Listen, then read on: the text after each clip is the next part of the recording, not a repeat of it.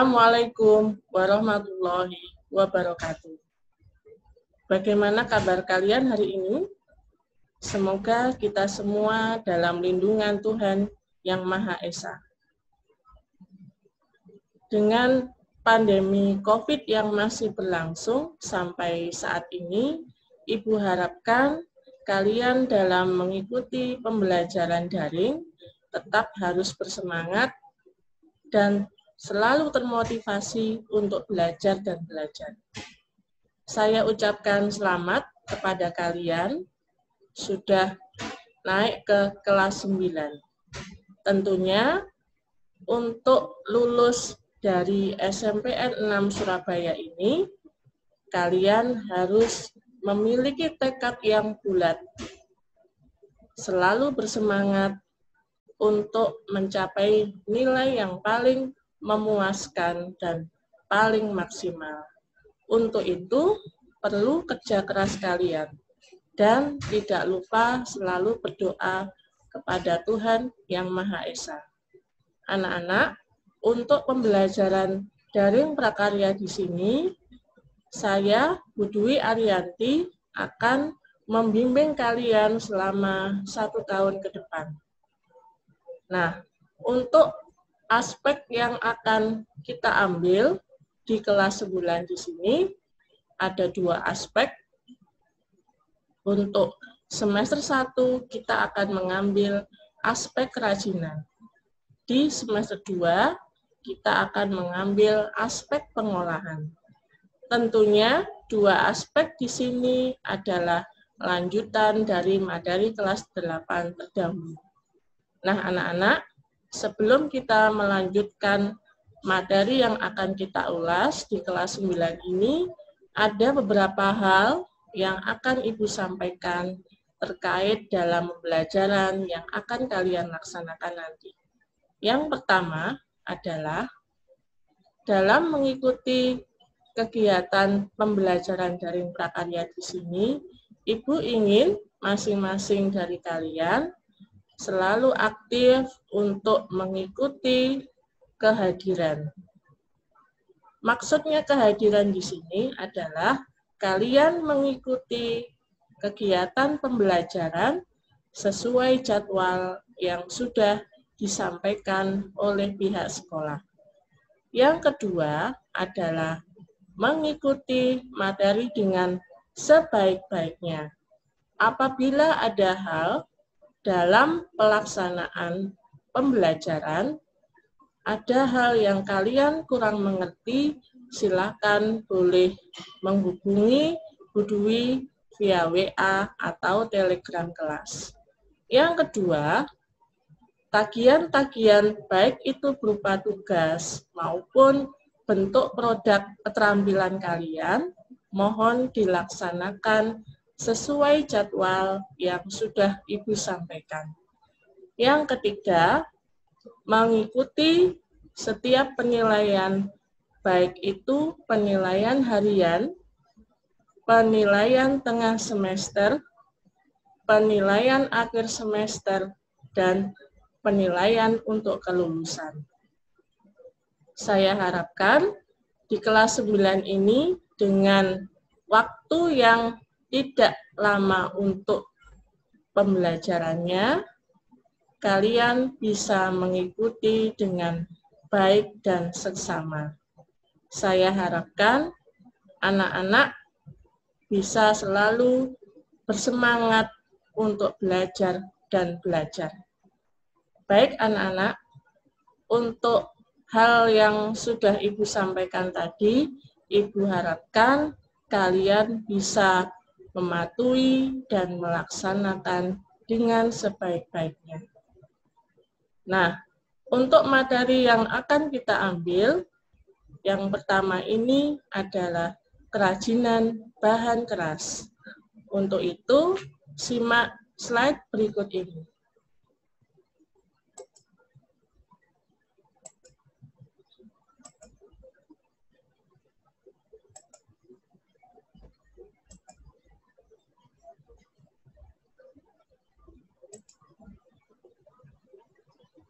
Tujuan pembelajaran yang harus kalian kuasai pada materi ini adalah yang pertama, mendeskripsikan pengertian, baik itu berupa jenis, sifat, karakter, dan teknik pengolahan dari bahan kayu, bambu, maupun rotan.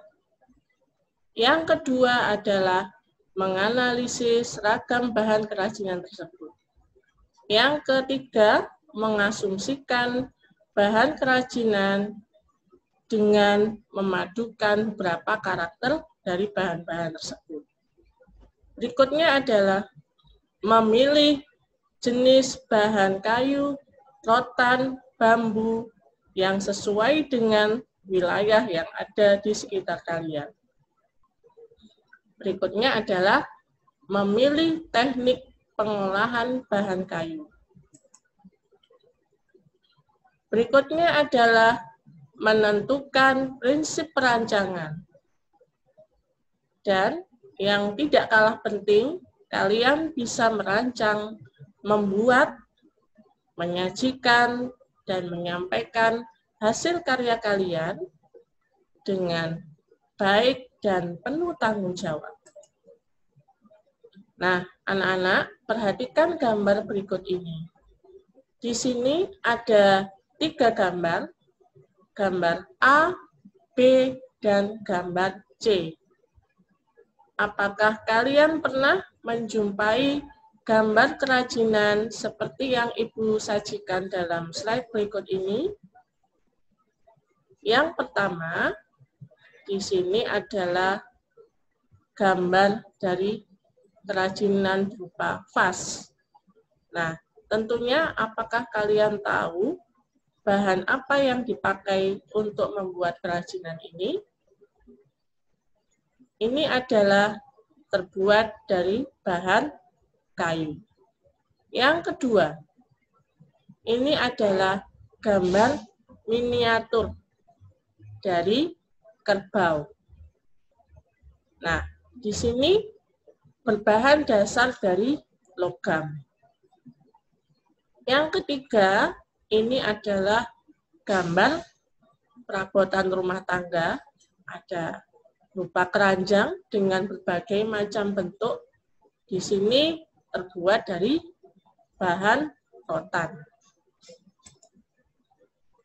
Nah, tentunya dalam mempelajari kerajinan bahan keras, sebelum kita ingin membuatnya, tentunya kita harus memahami terlebih dahulu prinsip-prinsip kerajinan bahan keras.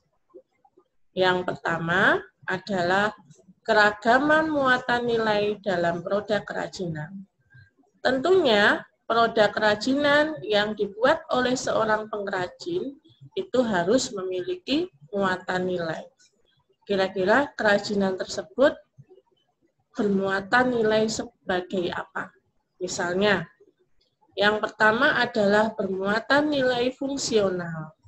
Nah, kalau kita amati pada gambar berikut, ini adalah kerajinan yang bermuatan nilai atau memiliki fungsi sebagai tempat pensil. Nah, di situ berarti intinya kerajinan tersebut mengutamakan fungsi dan kepergunaannya. Yang kedua adalah bermuatan nilai informatif. Berarti di sini adalah kerajinan yang memberikan informasi atau menerangkan.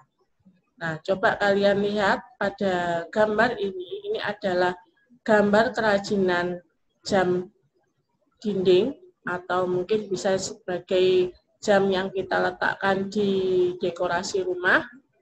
Nah, di sini memberikan informasi berupa waktu. Berikutnya adalah muatan nilai simbolik. Berarti kerajinan tersebut merupakan tanda menggantikan gagasan atau objek tertentu, atau memiliki simbol-simbol kekhasan pada suatu daerah. Berikutnya adalah bermuatan prestis. Prestis di sini artinya adalah sebuah kehormatan atau wibawa. Jadi kalau seumpama ada seseorang memiliki sebuah kerajinan yang bernilai prestis, berarti di situ membuat wibawa seseorang menjadi lebih tinggi. Misalnya ini adalah tas yang terbuat dari kulit hewan. Nah, berarti di situ memiliki prestis dengan dekorasi atau penampilan yang membuat wibawa seseorang menjadi lebih tinggi. Nah, berikutnya, sebelum kita merancang sebuah kerajinan, tentunya kita harus memahami aspek-aspek rancangannya terlebih dahulu. Yang pertama adalah faktor teknis. Maksudnya apa untuk faktor teknis di sini? Di sini ada 3 hal yang bisa dikategorikan sebagai faktor teknis. Yang pertama adalah metode produksi yang handal, penerapan daya mesin, dan yang ketiga adalah tingkat kemahiran sumber daya manusianya. Misalnya seperti ini, seorang pengrajin akan membuat kerajinan yang berbahan kayu. Misalnya akan dibuat menjadi kerajinan berupa mebel. Bisa itu berupa kursi atau meja. Tentunya dalam pembuatan meja atau kursi tersebut, itu harus mengetahui metode-metode yang bisa membuat kerajinan tersebut bernilai jual yang tinggi. Kemudian juga memperhatikan daya mesin atau secara manual pembuatan dari kerajinan tersebut. Dan yang tidak kalah pentingnya adalah kemampuan pengrajinnya. Semakin mahir seorang pengrajin dalam menciptakan sebuah kerajinan, tentunya berdaya jual yang sangat tinggi. Aspek yang B adalah faktor ekonomis. Maksudnya apa untuk faktor ekonomis di sini? Nah, ini ada beberapa hal yang bisa dikategorikan masuk dalam faktor ekonomis. Yang pertama adalah pemasarannya, berikutnya adalah sistem distribusinya, berikutnya adalah kebijakan pencipta.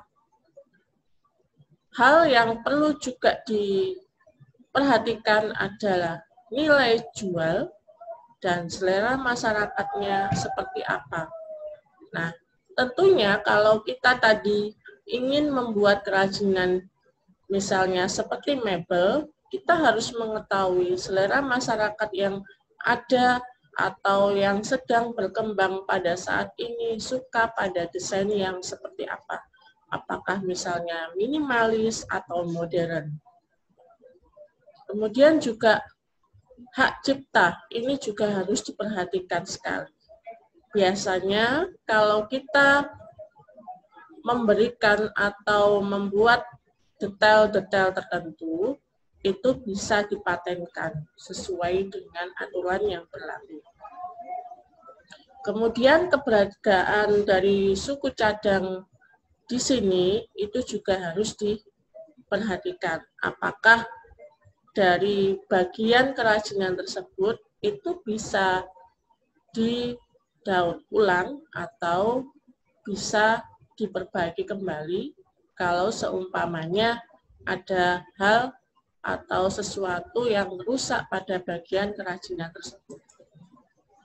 Yang C adalah faktor ergonomis.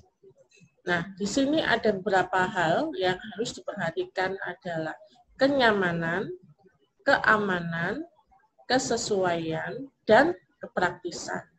Tentunya kalau kita membuat kerajinan tidak serta-merta sebagai bernilai pada keindahan saja, tapi juga harus diperhatikan nyamankah kerajinan itu dipakai atau digunakan sebagai dekorasi, amankah untuk penggunanya, sesuaikah dengan detail-detail motifnya, apakah kerajinan tersebut praktis digunakan atau tidak. itu juga bisa dimasukkan dalam perancangan yang akan kita lakukan nanti. Berikutnya adalah faktor sains dan teknologi. Tentunya temuan-temuan yang terbaru atau inovasi-inovasi yang luar biasa atau ide yang cemerlang itu perlu kita terapkan dalam kerajinan yang akan kita buat.